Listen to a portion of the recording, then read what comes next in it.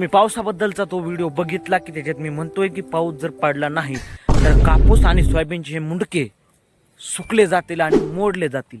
याचं एक उत्तम उदाहरण म्हणजे मी सध्या ज्या शेतात उभा आहे त्या शेतातल्या सोयाबीनची व्यथा आणि अवस्था काय झाली आणि तिथली माती कशी कोरडी. तर चला आपण बघू. हे बघा आता समोरच्या फ्रंट ही जी तुम्ही सोयाबीन बघताय त्याला काही काही फुलं आलेत आणि हे बघा काही काही सुकलेत. हे बघा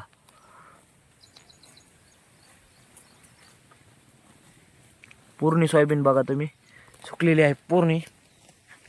ह्याच्यातली अर्धी म्हणजे इकडची 70% सोयाबीन आणि इकडची 70% सोयाबीन पूर्णपणे इकडची 70% सुकली आहे आणि जी माझ्या पाठीमाग बघताय काय चांगली आहे. आणि ह्यो जो तुम्हाला पूर्ण भाग दिसतोय बघा ह्यो असा पूर्ण भाग दिसतोय तुम्हाला ह्यो इकडचा तो बघा मुंडके पूर्ण खाली ती इकडची पण इकडची.